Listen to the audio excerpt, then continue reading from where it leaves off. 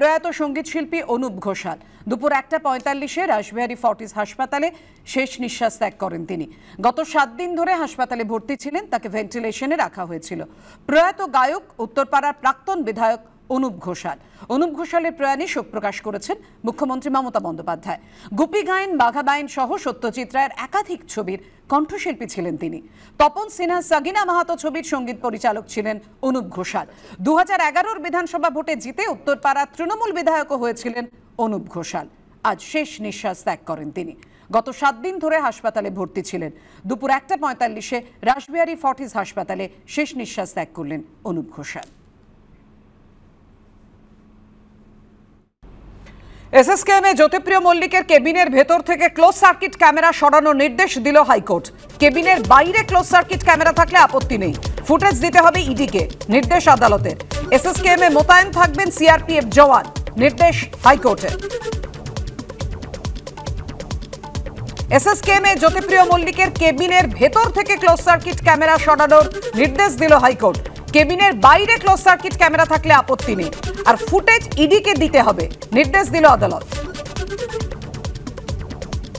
কথা বলবো, আমাদের সঙ্গে রয়েছেন আমাদের প্রতিনিধি সৌভিক মজুমদার। সৌভিক, জানাও আমাদের আর কি নির্দেশ দিল হাইকোর্ট? দেখো, কলকাতা হাইকোর্টের নির্দেশে বলা হয়েছে যে জ্যোতিপ্রিয় মল্লিকের কেবিনের ভেতরে যদি কোনো সিসিটিভি ক্যামেরা থেকে থাকে তাহলে অবিলম্বে সেই সিসিটিভিকে সেখান থেকে সরাতে হবে। অর্থাৎ জ্যোতিপ্রিয় মল্লিকের কেবিনের ভেতরে কোনো রকম সিসিটিভি থাকবে না, এই মর্মে কলকাতা হাইকোর্ট নির্দেশ দিয়েছে। এবং যদি তার কেবিনের বাইরে আগে থেকে কোনো সিসিটিভি ক্যামেরা থেকে থাকে যেটা কমন প্যাসেজের মধ্যে পড়ে, তাহলে সেই সিসিটিভির ফুটেজ ইডির আধিকারিকরা পেতে পারেন, এই মর্মে বিচারপতি তীর্থঙ্কর ঘোষ নির্দেশ দিয়েছেন। এবং তিনি বলেছেন যে সিসিটিভির পরিবর্তে সেখানে কেন্দ্রীয় জওয়ান অর্থাৎ সিআরপিএফ এর যারা জওয়ান রয়েছেন সেই জওয়ানদের মোতায়েন করা হবে এবং আগামী কাল থেকে এই নির্দেশ কার্যকরী হবে। এবং জ্যোতিপ্রিয় মল্লিকের কেবিনের ভেতরে কারা ঢুকবেন বা কারা বেরোবেন সেই সিদ্ধান্ত গ্রহণ করার অধিকার সিআরপিএফ আধিকারিক এবং ইডির যারা তদন্তকারী আধিকারিক রয়েছেন সেই আধিকারিকদের থাকবে।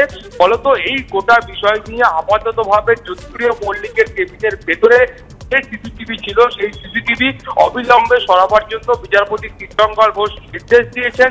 তোমাকে আরো একটা জিনিস বলবো যে কলকাতা হাইকোর্টের প্রাথমিক পর্যবেক্ষণ ছিল যে জ্যোতিপ্রিয় মল্লিকের কেবিনের ভেতর কারা ঢুকবেন সেই সিদ্ধান্ত এসএসকেএম এর সুপারের উপর ছাড়া হোক, কিন্তু ইডির যারা আইনজীবী ছিলেন তারা এর তীব্র বিরোধিতা করেন এবং তারা বলেন যে এই ধরনের যারা অভিযুক্ত রয়েছেন তাদের কার্যত এসএসকেএম আস্তানা হয়ে দাঁড়িয়েছে এবং এসএসকেএম এর এই যে ভূমিকা সেটা তাদের সন্দেহের ঊর্ধ্বে নয়। ফলত সেই সিদ্ধান্ত এসএসকেএম এর হাতে ছাড়লে সেখানে প্রত্যেককে তারা ভেতরে ঢুকতে দেবেন এবং এই মামলার ক্ষেত্রে যা তথ্য প্রমাণ আছে সেটা নষ্ট হওয়ার একটা আশঙ্কা থেকে যাচ্ছে। ফলত তারপরেই কারা জ্যোতিপ্রিয় মল্লিকের কেবিনের ভেতরে ঢুকতে পারবেন সেই সিদ্ধান্ত গ্রহণের অধিকার সিআরপিএফ এবং ইডির আধিকারিকদের উপর ছেড়েছে কলকাতা হাইকোর্ট। ধন্যবাদ। সুপ্রিম কোর্টে অভিষেক বন্দ্যোপাধ্যায়ের আবেদন খারিজ। অভিষেক বন্দ্যোপাধ্যায়ের আবেদনে সাড়া দিল না সর্বোচ্চ আদালত। হাইকোর্টে বিচারপতি অমৃতা সিনহার বেঞ্চ থেকে মামলা সরানোর যে আর্জি সেটা খারিজ হয়ে গেল সুপ্রিম কোর্টে। বিচারপতি অমৃতা সিনহার পর্যবেক্ষণের প্রেক্ষিতে সংবাদ মাধ্যমের খবরে মানহানি হচ্ছে, এই ধরনের খবর সম্প্রচারে নিষেধাজ্ঞা জারির আবেদন অভিষেকের আইনজীবীর। আমরা এই ধরনের কোনো নির্দেশ দেব না জানিয়ে দিলেন সুপ্রিম কোর্টের বিচারপতি সঞ্জীব খান্না। কোনো আবেদন থাকলে হাইকোর্টে ডিভিশন বেঞ্চে যান, মন্তব্য সুপ্রিম কোর্টের। সুপ্রিম কোর্টে আবেদন খারিজ হয়ে গেল। আপনাদের আরো একবার জানাবো, সুপ্রিম কোর্টে অভিষেক বন্দ্যোপাধ্যায়ের আবেদন খারিজ হয়ে গেল। অভিষেক বন্দ্যোপাধ্যায়ের আবেদনে সর্বোচ্চ আদালত সাড়া দিল না। হাইকোর্টে বিচারপতি অমৃতা সিনহার বেঞ্চ থেকে মামলা সরানোর যে আর্জি সেটা খারিজ করে দিল সুপ্রিম কোর্ট।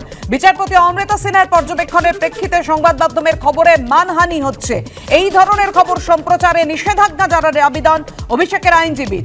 আমরা এই ধরনের কোনো নির্দেশ দেব না জানিয়ে দিলেন সুপ্রিম কোর্টের বিচারপতি সঞ্জীব খান্না। কোনো আবেদন থাকলে হাইকোর্টের ডিভিশন বেঞ্চে যান, মন্তব্য সুপ্রিম কোর্টের।